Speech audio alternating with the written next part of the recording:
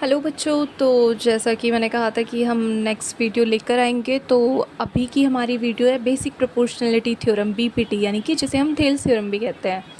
तो चलिए स्टार्ट करते हैं बच्चे। ये थ्योरम ट्रायंगल की सबसे फर्स्ट थ्योरम है।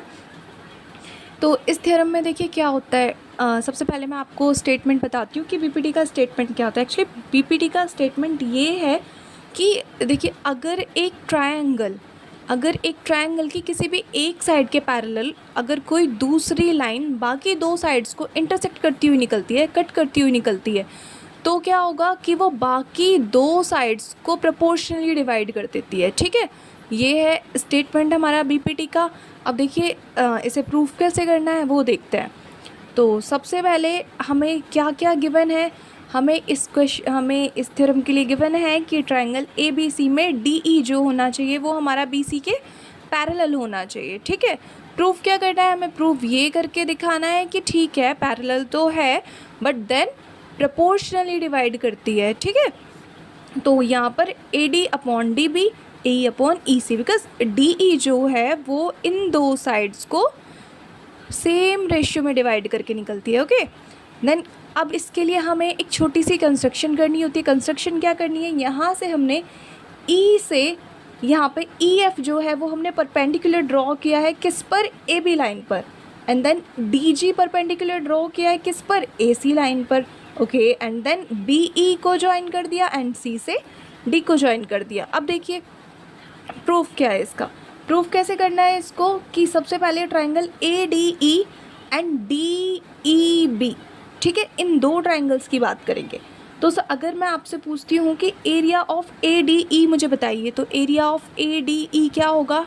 आप सबको अच्छे से पता है कि ट्रायंगल का एरिया क्या होता है, हाफ बेस इंटू हाइट। तो आइए चलिए ए डी ई में देखिए, ए डी ई में हाफ बेस, बेस क्या हो गया बच्चे, यहाँ पर आपका जो परपेंडिकुलर ड्रॉ रखा है वो किस पर है, ए बी पर, और इसका बेस क्या है, यानी कि अगर मैं ए डी ई की बात करूँगी तो ये जो ई एफ परपेंडिकुलर है वो ए डी पर डला हुआ है। ठीक है, ए डी इसका बेस है एंड ई एफ जो है यहाँ पर वो परपेंडिकुलर है या फिर हाइट है।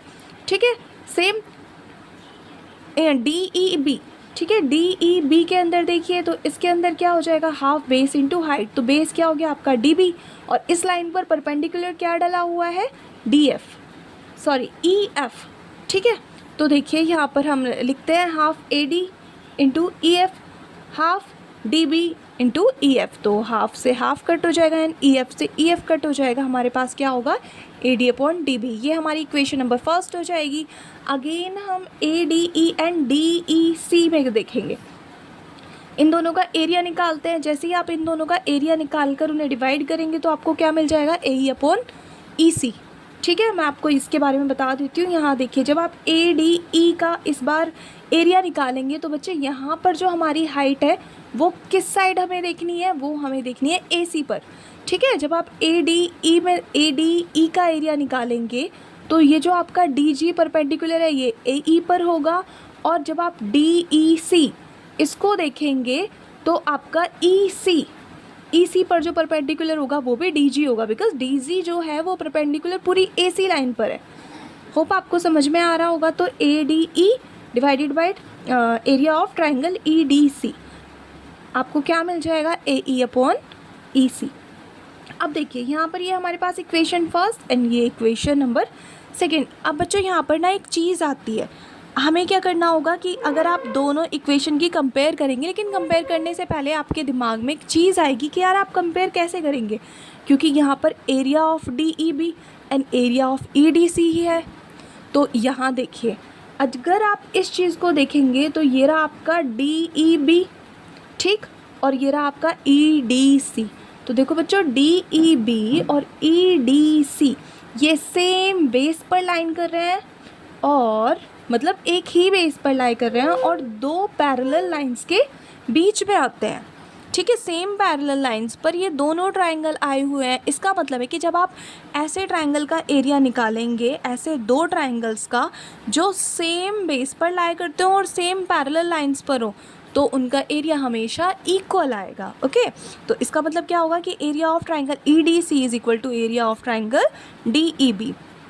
अब इसको हम इक्वेशन नंबर थर्ड मान लेते हैं और equation number first, second and third तीनों की कंपेयर करेंगे। जब हम तीनों की कंपेयर करेंगे तो क्या हो जाएगा भाई, इक्वेशन नंबर थर्ड से डी ई बी का एरिया ए डी सी के एरिया के बराबर हो चुका है। It means A D upon D B is equal to A upon E C. Okay, तो ये हमारा प्रूफ था किसका, थेल्स थ्योरम का। ठीक है, बेसिक प्रोपोर्शनैलिटी थ्योरम का। तो यहाँ पर होती है आपकी थ्योरम प्रूफ।